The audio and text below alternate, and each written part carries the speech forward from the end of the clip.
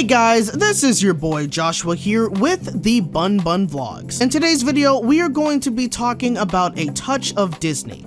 I went on March 25th and it was so much fun. It just felt so good to be back at Disney after so long. Before we get started, make sure to hit that like button as that really helps my channel grow, and also hit that subscribe button. So without further ado, let's hop to it.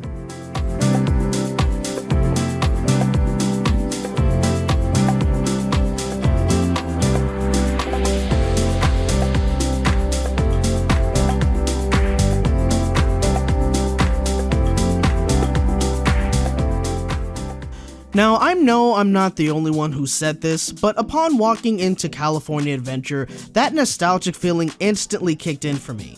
As I said before, it just felt so good being back in the parks again, especially for someone who doesn't get to go to Disney parks very often. Before I ate anything, I decided to just walk around the entire park, just to give me time to really take it all in and just see all of the sights the park has to offer. Buena Vista Street, Hollywoodland, Grizzly Peak, Cars Land, Pixar Pier. Just being able to walk around made me realize how beautiful this park is, especially at night. I also got to see some characters around California Adventure, which was definitely very cool. Due to social distancing, they were usually in a balcony or something, or at least in an area where we couldn't get too close. Seriously, I just missed seeing Mickey and the gang, and I think this was my first time ever seeing Max out in the park as well. Max and Goofy was doing some fishing around Pacific Wharf. That was a pretty nice character sighting. Also, we had Donald, who was in Redwood Creek doing some bird watching. Now, how ironic is that? Now, another cool thing that I was able to catch at the event was the testing of 2 rides. Yes, they were testing the Incredicoaster and Radiator Racers. I just so happened to be walking through Cars Land and someone ended up telling me that they were running the ride, and lo and behold, they were. I got so excited when I saw them actually running Radiator Racers. The ride was running continuously for a bit. This just tells you that Disney is very eager to open up the parks fully again. They are getting ready and we certainly cannot wait for that. Now let's get into the food of this event. I went over to the marketplace registers and ordered most of my food over there, which was way faster than mobile ordering. The first item I had was the pork belly banh mi. For what it was pretty good. I mean, you can't really go wrong with pork belly. I think they had some sort of mayo on the sandwich. I think if they added a little more, it would have given us a bit more flavor. At the very least, would have been able to tie these flavors together a little bit better than it did. Either way, I still enjoyed it. The next item that I had was the beef tenderloin slider and the watermelon fresca. First off, that watermelon fresca, so good. Had really great watermelon flavor with a hint of lime. It was just really refreshing. As for the tenderloin slider, it was just okay.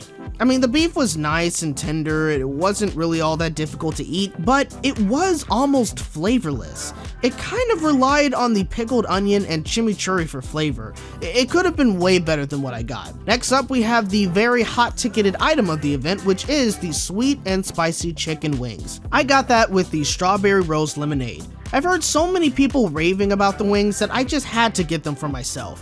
Now these wings, oh my god, I was shocked at how good these really were. They had a nice sweet and tangy glaze on them that just took them over the top. They also had this spicy aioli on the side, which added a nice flavor and kick to the wings. Wasn't too spicy, but it was definitely very good. I cannot wait to have these wings again when I get the opportunity to. Now, that strawberry rose lemonade, another really refreshing beverage. It was very sweet, but that flavor was just purely amazing. Next, we have the pepperoni pizza egg rolls, which was definitely a very interesting concept. They were small, but certainly was filled with a lot of flavor. Definitely had to dip it in that marinara sauce and that pesto.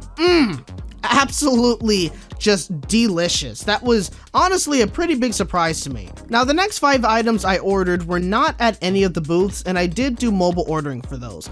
Mobile ordering was definitely an interesting experience for me, but it wasn't really all that bad. I was still able to get certain things pretty quickly, and I had to wait for maybe 1 item for about an hour when it came to the pickup window, but other than that, it wasn't really too bad for me, so I can't say I had a bad experience with mobile ordering. The next 2 items I had had was the Chef Tane chicken skewers, I believe that's how you say it, and the Bengal beef skewer. I gotta say, both of these were very good. They had some sauces on them that were both pretty sweet and a little tangy as well. Now, I personally enjoyed the beef a little better. The chicken was good, but I just thought it was a little dry to me. Either way, I thought both of these skewers were definitely good. At Smoke Jumper's Grill, I got the brisket mac and cheese. The brisket, nice and tender, had a great smokiness to the flavor. Absolutely, it was just perfect. They hit it out of the park with that. And the mac and cheese was nice and creamy. It was topped with pickled red onions, which honestly, pickled red onions can make almost anything taste even more delicious. Like, you can't go wrong with that. I then made my way down to Pixar Pier and picked up a lemon and pineapple swirl. I wanted to get my Dole Whip fix, but I also wanted to try the lemon swirl as well for the first time, so had the best of both worlds for this. It's a very, very nice combination. Also, look at this thing. I mean, it's perfect. I mean, come on. And as for the last item of the night, I ended up having the toasted cheese sandwich with tomato soup. I never ever had this combination before and decided to take the opportunity. Man, what have I been missing out? I mean, both the grilled cheese and the tomato soup were very good on their own, but together, this was literally just the perfect combination. Overall, I would have to say that the food offerings here were definitely very good. I haven't had a lot of Disney food over the years, so a lot of this was very new to me. As you can see, I did try quite a bit of food. With the combination of all the walking you do around the park, it does help that the food portions here are not that big. The sizes are moderate, but not enough to make you really full, which is certainly not a bad thing at all. If I had to choose the best item of the day, it would definitely have to go to those chicken wings. I mean, those things were really, really good. Honestly, it exceeded my expectations.